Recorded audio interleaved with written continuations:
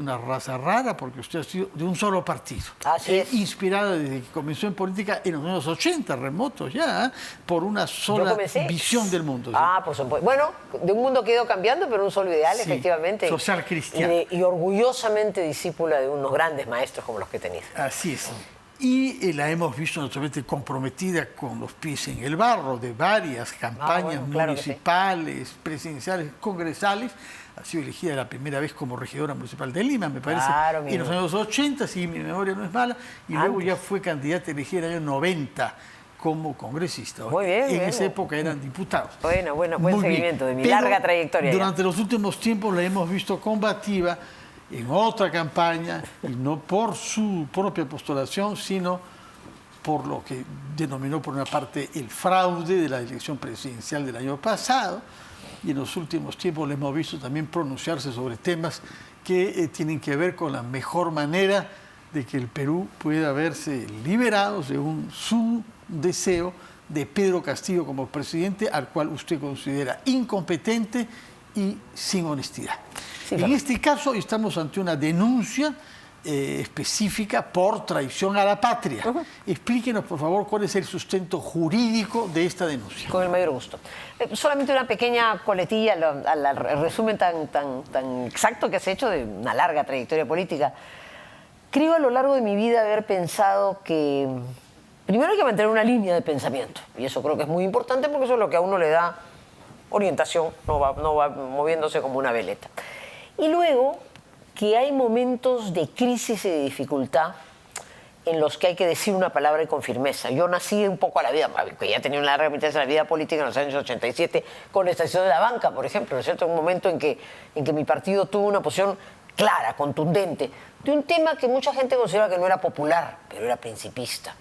¿No es cierto? Se volvió popular. Pero cuando nació hubo... ¿no? Estatización de la banca hecha por aquel del cual usted sería aliada. Sí, fui luego aliada, evidentemente después de una importante evolución suya. Como lo fuimos del autogolpe del 5 de abril, teniendo 2 presidentes de la Cámara. En fin, no hagamos historia ahora. Vamos al tema que nos ocupa hoy día. Un grupo de ciudadanos, 6 en concreto, el ex canciller Tudela, Fernán Altuve, Ángel Delgado, Hugo Guerra y el periodista César Viñolo y yo hemos presentado esta denuncia. ¿Por qué creemos que hay visos, que hay elementos que deberían llevar a una investigación judicial, primero terminar la etapa parlamentaria judicial, de traición a la patria?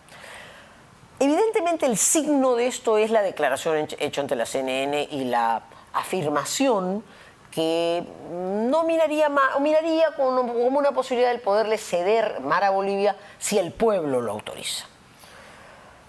Hemos entonces hecho un análisis de lo que significa una declaración presidencial, que no es lo mismo que el comentario que yo pudiera hacer como una ciudadana aquí. Mi opinión es una opinión.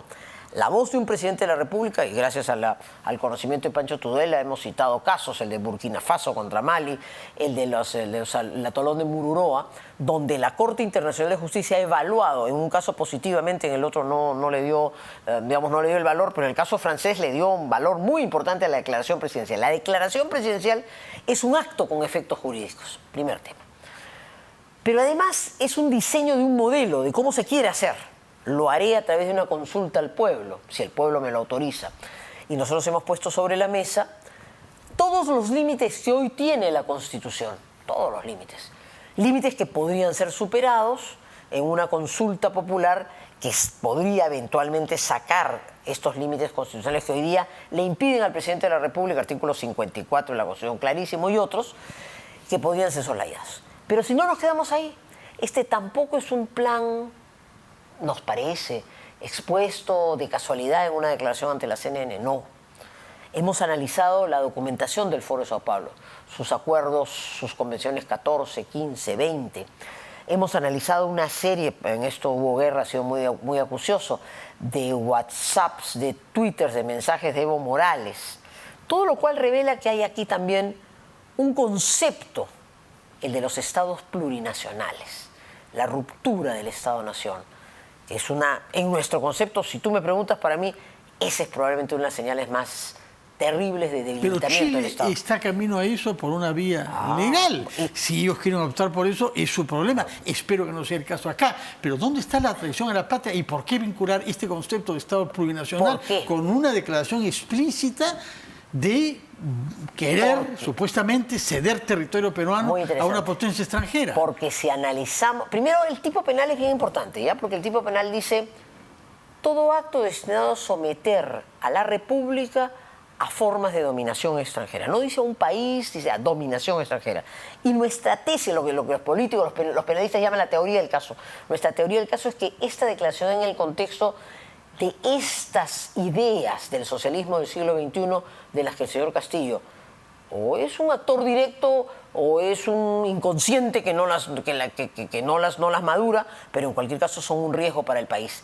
Y la generación de los estados plurinacionales, que lo que buscan es naciones al interior de un territorio que podrían perfectamente plantearse, como están planteados en algunos documentos, la posibilidad, por ejemplo, de la nación aymara, Sí. son formas todas de quebranto de la unidad de la nación y riesgo territorial.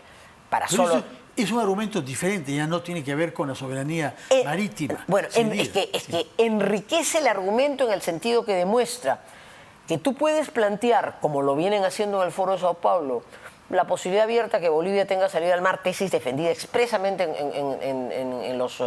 Sí, por supuesto, Bolivia quiere eso, ni Bolivia No, es un actor por el importante. Foro de Sao Paulo, y ¿no? Bolivia es un actor importante en el evidente. foro. Y sabemos sobre el activismo Eso de se Evo Morales. facilita cuando tú a su vez relajas el dominio territorial y la soberanía con una tesis como el Estado plurinacional.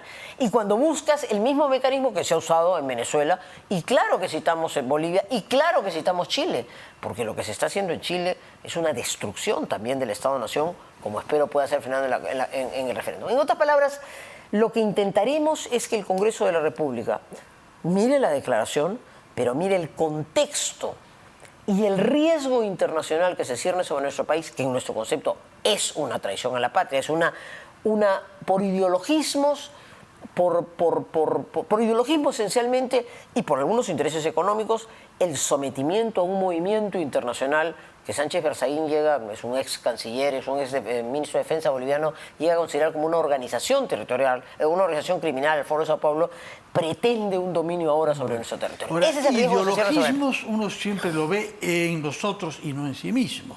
Pero de usted se podría decir también que su actitud frente a este tema está marcada por su ideologismo, para usar su No, expresión. porque evidentemente yo estoy ciñéndome a un mandato, no, estamos defendiendo esa tesis, nos ciñéndonos a un mandato constitucional que ha puesto con toda claridad unas barreras importantísimas, la inviolabilidad del territorio, y al contrario, le ha puesto al presidente de la República unos deberes, y porque lo que estamos advirtiendo... Sí, yo creo que esa es la dimensión de ese tema. Estamos advirtiendo en nuestro país y también internacionalmente que hay desde hace 2 décadas un empeño internacional de copamiento de los estados que ya se produjo en Venezuela, que viene desde Cuba, que ya se produjo en Venezuela, que ya se produjo en Bolivia, que se produjo en Nicaragua y que se ciernen como una amenaza contra el Perú y contra Chile. Ese modelo tiene que ser enfrentado con el rigor de la ley y con las armas que la legislación pero tiene. ¿usted cree que lo está enfrentando vía penal, de la manera más eficaz? Bueno, porque primero es un vía debate político. No, primero vía parlamentaria, ¿no? Bueno, pero esto conduce a una decisión judicial, ¿no es cierto? Es una acusación Y penal gravísima. es En muy el grave, Perú, por que supuesto. yo recuerdo, no hay ningún jefe de Estado, ni siquiera Mariano Prado, que ha sido juzgado y condenado por eso. Estaríamos ante una novedad republicana. Y la dimensión del fenómeno internacional que se cierne sobre América Latina, a mí me parece que justifica que el Parlamento peruano levante los brazos y diga con mucha claridad seamos alto. sinceros, lo que usted quiere es que Pedro Castillo no sea más jefe de Estado y aparentemente le parece Una el vía. mejor camino. Bueno, pero- ¿Es el mejor camino o estamos yendo a Es una una de nueva las- derrota como otras que ya se han registrado con las vacancias, con la denuncia de fraude, etcétera? Eso tiene una envergadura nacional, de soberanía, de preocupación patriótica,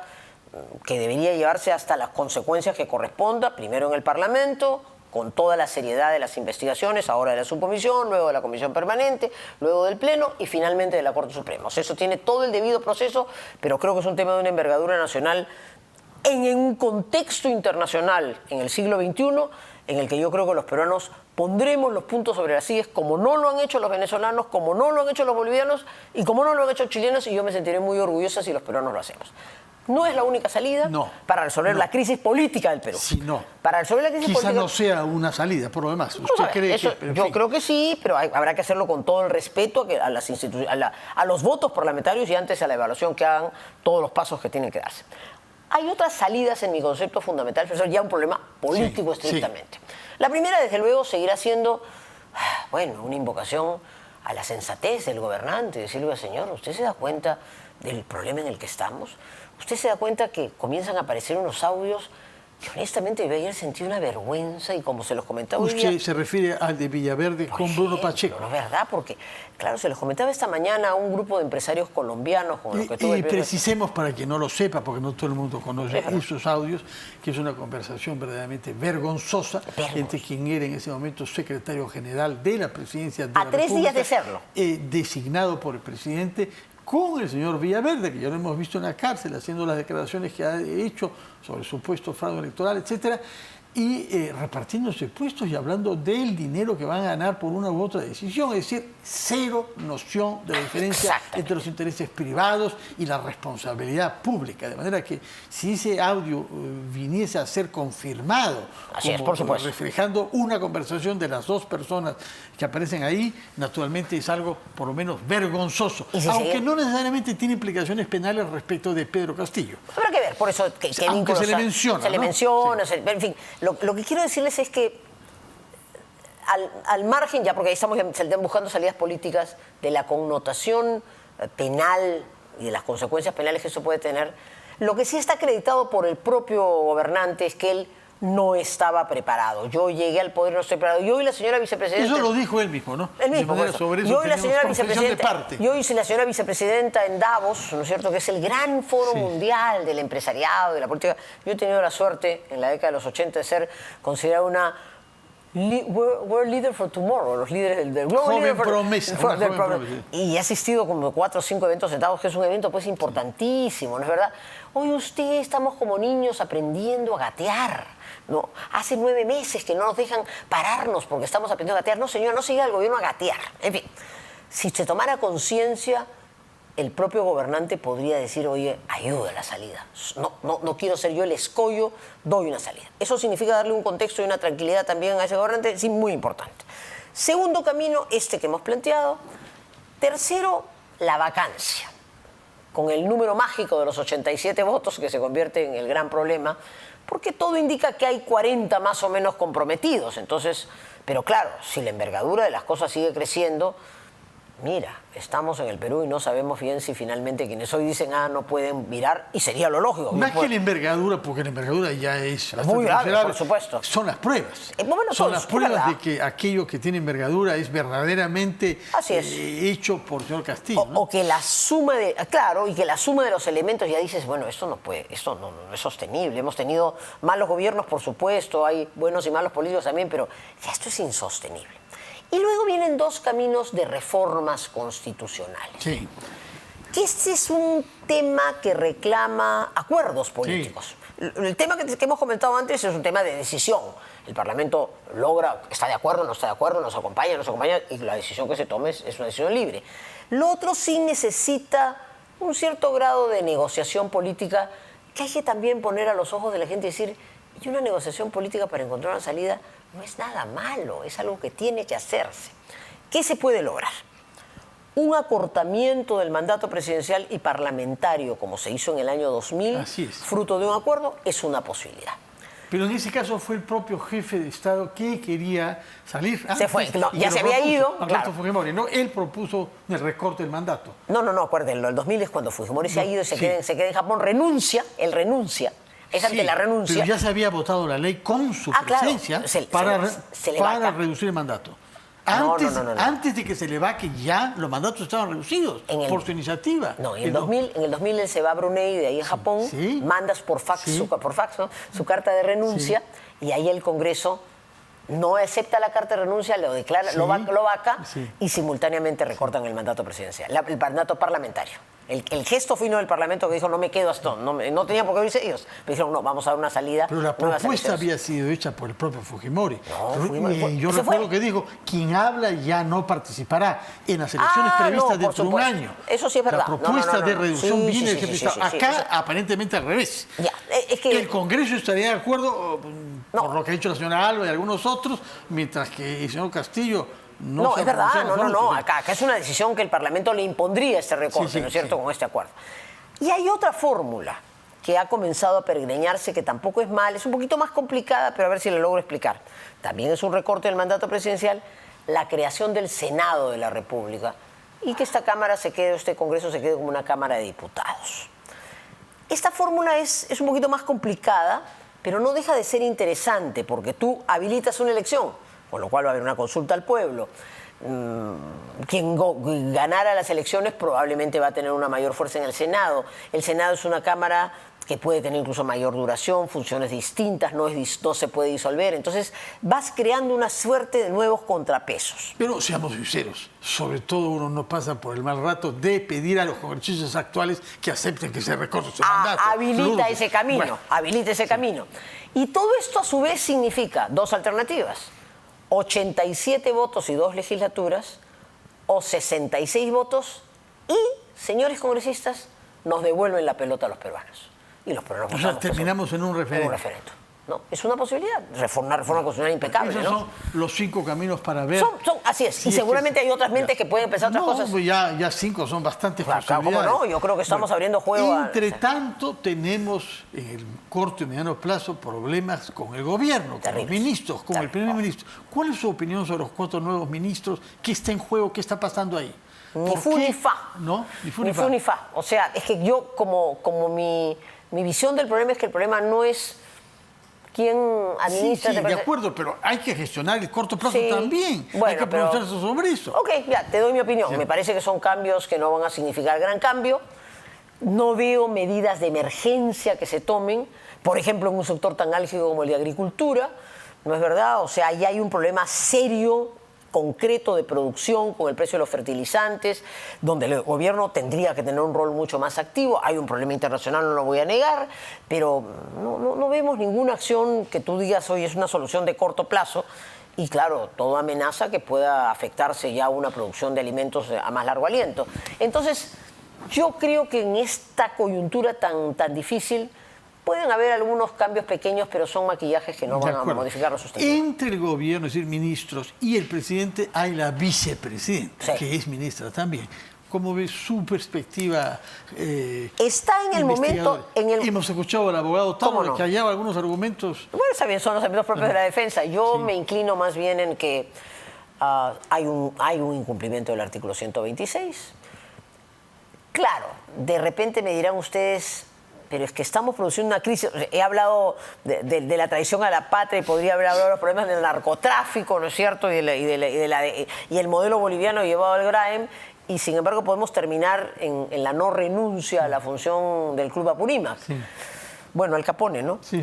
Pasa a veces en la vida y en la historia. Por delitos menores, porque los graves no se pudieron probar. Exacto, entonces, pero lo que voy es, la señora ha incumplido su deber, qué duda cabe, yo creo que ha cometido una infracción constitucional. ¿Viste el argumento que daba el abogado Tarola? Sí, que ha firmado actas que no son gestión de intereses, que es lo que la Constitución dice, ¿no? Ya, pero no prohíbe firmar actas ni ser miembro de una asociación, sino gestionar intereses la Constitución prohíbe, para comenzar, ejercer 2 funciones, porque la vicepresidenta, o función pública o ministerio sí, pero la vicepresidenta no puede permanecer ni en una entidad pública, ni en una entidad privada con fines lucrativos, como sería una sociedad, ni en una entidad sin fines lucrativos como una asociación, presidiendo. ¿Una junta de propietarios?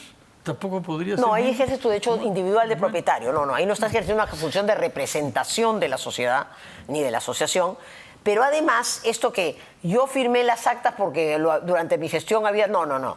Lo que tenía que haber hecho ese club de Apurímac con el mayor cariño a los amigos de Apurímac, que era nombrar una nueva presidenta. Pero es lo que dicen que ha hecho. La señora pide licencia. Sí, antes de ser ministra. Pide licencia. Según la abogada. Por eso pero pide licencia a la RENIEC, pide licencia. Ella nunca renuncia. La palabra renuncia parece que no está en su vocabulario. No, bueno, la señora tenía que haber renunciado y nombrarse una representante. Y yo quiero preguntarle una última cosa. Si sigue creyendo que lo que el reo Villaverde dijo en la cárcel sobre las elecciones y el fraude tiene la verosimilitud que usted le atribuyó inicialmente. No, a ver, yo en tu entrevista fui muy clara.